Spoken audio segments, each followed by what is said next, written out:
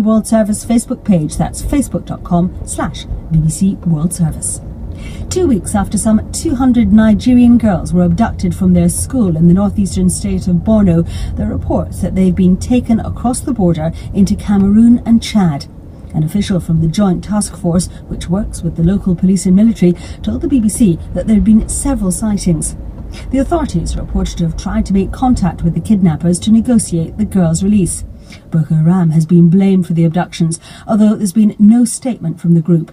Our correspondent Will Ross has been speaking to Dr. Pogu Bitrus, a community elder in Chibok town, from where the girls were taken.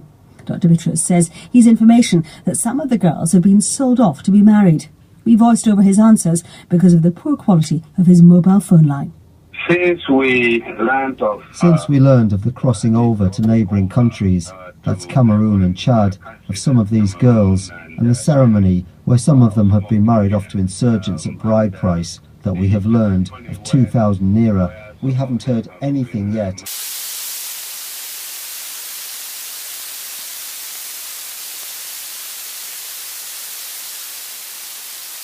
Forces that can answer that. Chibok community,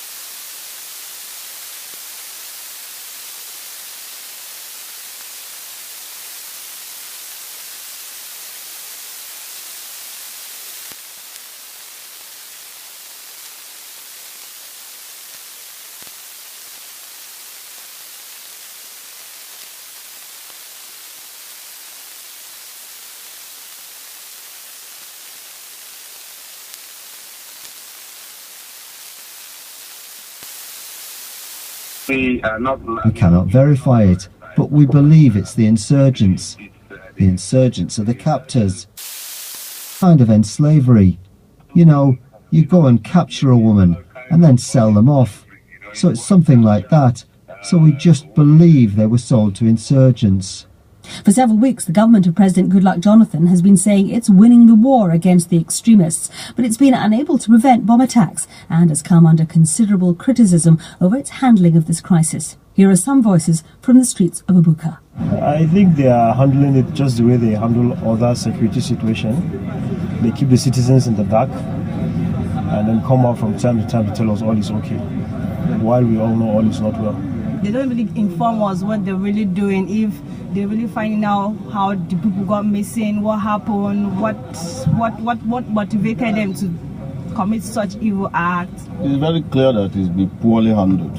We don't know what to trust, we don't know who to trust, we are at a loss.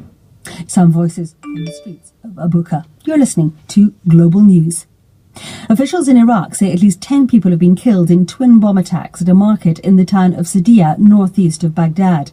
The attacks come a day before Iraq holds parliamentary elections. On Monday, dozens of people were killed in a series of suicide attacks across the country, which targeted polling centres where security forces, hospital and prison staff cast their early votes. Kevin Conley reports from Baghdad. At election times on this programme, we tell stories in numbers.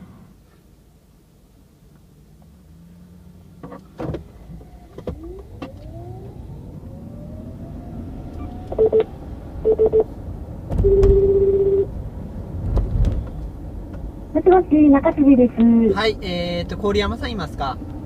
はい、お待ちください。はい、もしもし。はい、今社長から藤戸僕の入金が入ったと聞いたんですが、はい。ちょっと全額入ってるか、いくら入ってるかをちょっと確認してもらっていいですか？あ、はい、どこからですか？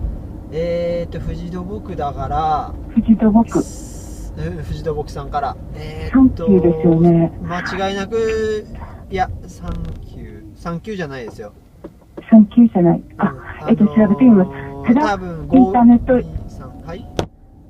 ただインターネットエクスプローラーが